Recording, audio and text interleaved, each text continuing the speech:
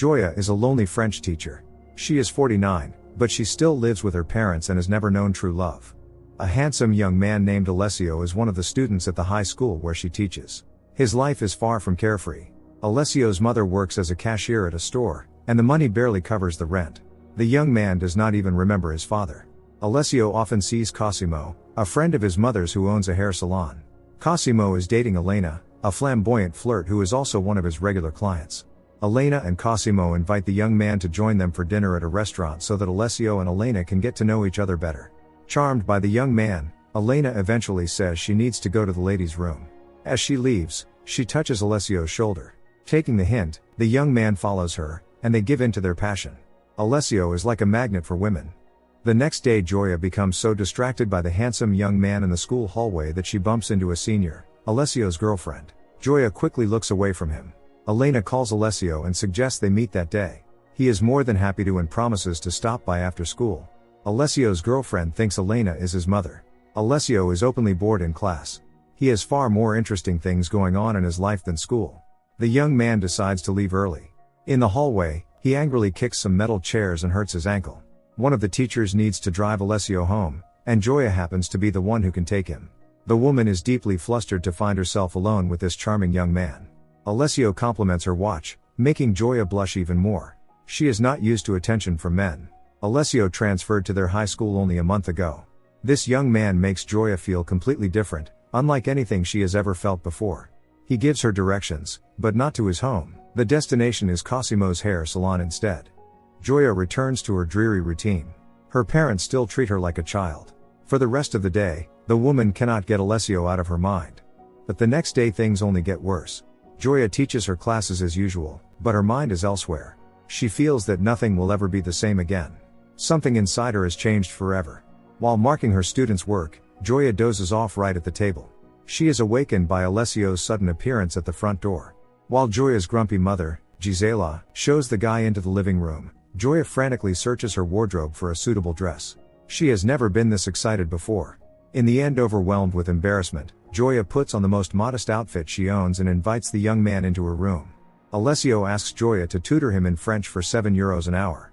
She is taken aback, but Alessio is so confident that he does not even give her a chance to think it over. The young man says goodbye, and before leaving asks her not to tell his French teacher about it. It will be their secret. Gisela is outraged that her daughter closed the door while she was alone with this young man. Looking guilty, Gioia explains that they were simply arranging private lessons.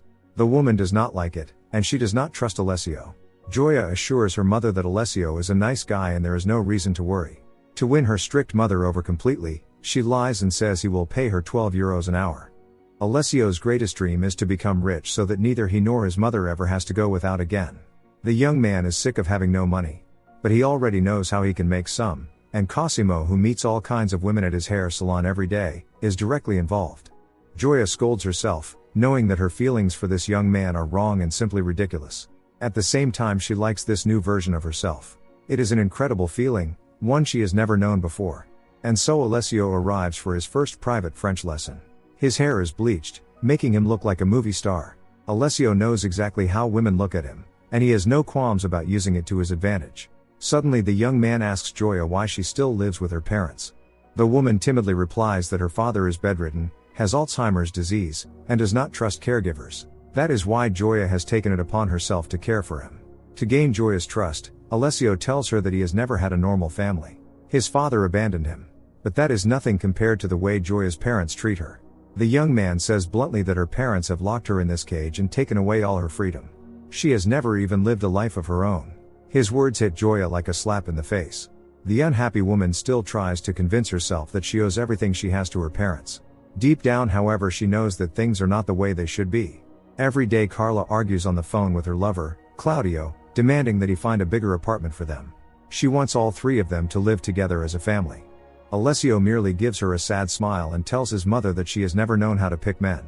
Today is Alessio's birthday. Carla has not forgotten and gives him a small present. The young man in turn gives it to Gioia. She is genuinely touched. He crosses the line gradually, one step at a time, behaving like an experienced Casanova. When Alessio offers to put lipstick on Gioia, she tries to pull away from the young man, but he slips an arm around her and asks her to trust him. Gioia does not even want to imagine what her mother would say if she saw her like this. Hearing her mother's voice, Gioia quickly wipes off the lipstick. Summoning her courage, she invites the young man to stay for dinner.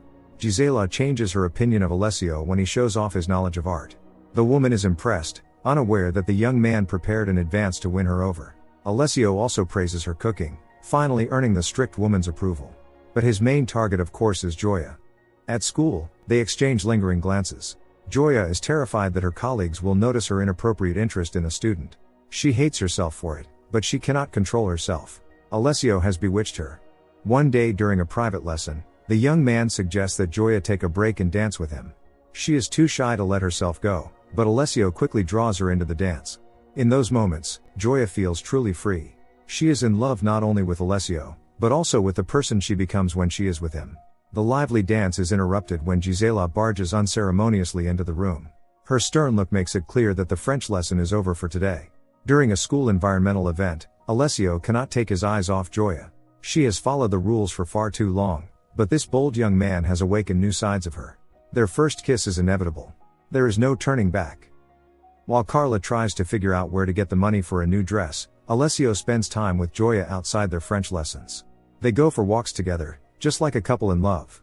When Gioia was Alessio's age and should have been enjoying her youth, she was denied all of this. Now she feels 17 again and throws herself headfirst into these emotions. Cosimo watches them closely. He has an agenda of his own. One day during a French lesson, Alessio tells Gioia about his dream of moving to Monte Carlo, starting his own business, and becoming rich. He feels that he is meant for something greater. His greatest fear is ending up like his mother.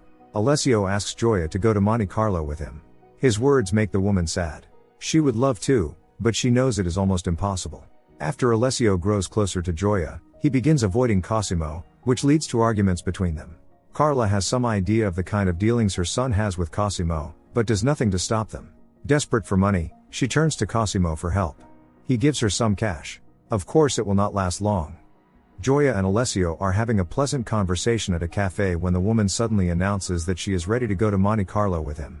She has some savings, and they should be enough for the two of them to start a new life together. Their conversation is interrupted by a furious Elena, whom Alessio has already deceived and used. She gave him gifts and money, but at some point he simply blocked her number. Elena warns Gioia to be careful around this young man. Alessio follows Elena and makes it clear that if she keeps harassing him, she will regret it. Elena threatens to go to the police. Alessio merely scoffs that the police are more likely to arrest her, since he was a minor at the time. Gioia demands that the young man explain what all of this means. Why did Elena tell her to be careful around him? Alessio lies, saying that Elena is an old friend of his mother's and that she is obsessed with him. Gioia desperately wants to believe the young man. She has 220,000 euros in her bank account, and they could run away together. Alessio assures her that he wants that too. To win Gioia over, the young man gives her a small, fluffy rabbit. She is deeply flattered by the gesture.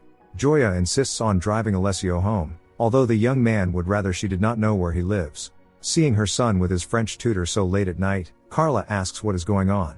Alessio calmly explains that they became absorbed in the lesson, so he stayed late. Carla invites Gioia in for a drink.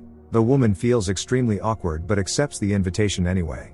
Carla makes some light cocktails. Gioia, who is not used to alcohol at all, quickly gets drunk and becomes more relaxed. She even jokes and laughs. The women quickly hit it off. Gioia is amazed by how young Alessio's mother looks. Despite being short of money, she regularly gets Botox injections. After seeing their guest out, Carla tells her son that this nice woman might be able to help them. They owe a lot of money. Carla had an ulterior motive for being nice to Gioia. Alessio says irritably that he will take care of everything. The mother tells him to hurry. She also insists that he make peace with Cosimo. He is the one who usually finds lonely women for Alessio, women starved for male attention. Gioia's mother does not like how headstrong her daughter has become. Gioia often spends time away from home now and has grown more secretive. On Christmas Eve, she meets Alessio in her room. He puts a white wig on her. Gioia hardly recognizes herself, but she likes it. As a Christmas gift, she gives him all her money, 220,000 euros. She withdrew it from the bank in cash. Alessio nervously says that everything is moving too fast and asks her to think it over one more time. But Gioia has already made up her mind. She has spent her entire life hesitating, and refuses to waste another minute. At home, Gioia tries to act as if nothing has happened so her mother will not become suspicious. At the same time she feels guilty about leaving her seriously ill father behind. That night, Gioia packs her bags and secretly heads to the airport. The flight is about to depart, but Alessio still has not appeared. Worried, the woman calls him but he does not answer. Alessio never shows up. Gioia feels like a fool. Alessio either got scared or was simply playing with her feelings. In the morning, Carla does not find her son in his room. Gioia returns home, locks herself in her room, and sobs. Alessio has betrayed her. Only now, as a grown woman, does she learn what it feels like to be hurt by a man. The next day, Gioia keeps trying to call Alessio, but still gets nowhere. She cannot think about anything else. Unable to bear the uncertainty any longer, Gioia goes to the store where Carla works. Trying to keep herself together, she asks why Alessio has stopped attending their private lessons without even warning her. Carla says that Alessio has not been home for 2 days. According to her, there is no reason to worry because this has happened before. The women exchange numbers. Carla promises to call Gioia as soon as Alessio turns up. When Gisela sees the bank statement, she nearly has a stroke. Her husband worked himself to the bone for 30 years to earn that money. Gioia says it may be a mistake and promises to call the bank later. Gisela cannot understand why her daughter would delay in a situation like this. Their argument is interrupted by the doorbell. It is Paola, Gioia's colleague. Paola is worried about her. Lately, Gioia has seemed depressed and has been avoiding her colleagues. The woman cannot keep it to herself any longer and admits that she has been seeing Alessio. Paola is so shocked that she is speechless for several seconds. Gioia is the last person she would ever have expected this from. Worst of all, Gioia might be pregnant. She is not certain yet. Paola asks Gioia outright whether she gave Alessio any money. When she hears the amount, Paola tries to persuade Gioia to go to the police immediately. This guy is a criminal. But Gioia insists that Alessio never asked her for money and that it was her own idea. She still refuses to accept reality, believing that Alessio loves her. Gioia demands that Paola keep quiet about it and throws her out. Later, she goes to see Carla to talk about Alessio. A month has already passed since he disappeared, yet his mother does not look worried at all. Gioia says that before Alessio disappeared, she gave him a large sum of money. Carla assures her that she knows nothing about it. Suddenly, Gioia notices that all the furniture in the house is new. Carla was clearly lying when she claimed to know nothing about the money. She may even be hiding her son somewhere in the house. Carla begins mocking Gioia, saying she is a naive fool if she truly believed Alessio loved her. The women lunge at each other in fury. Carla throws Gioia out. At home, the woman tears pages out of all her French literature textbooks. Meanwhile, Carla calls her son and demands that he deal with the situation. She is not going to pay for his antics. Alessio takes the next flight back and hides at Cosimo's place for the time being. Finally, after 2 months, Alessio contacts Gioia. He tries to excuse himself by saying that he went to see his father, but the woman does not believe a word he says. This young man is nothing but a liar. Alessio promises to return all her money. They agree to meet at 3:30 the next day in the parking lot outside the supermarket. Gioia is not sure she can go through with it. Seeing Alessio after everything that has happened will be very painful. Nevertheless, the next day she pulls herself together and even puts on lipstick. Gisela thinks her daughter is going to the bank. Alessio does appear at the agreed time, now with a different hair color.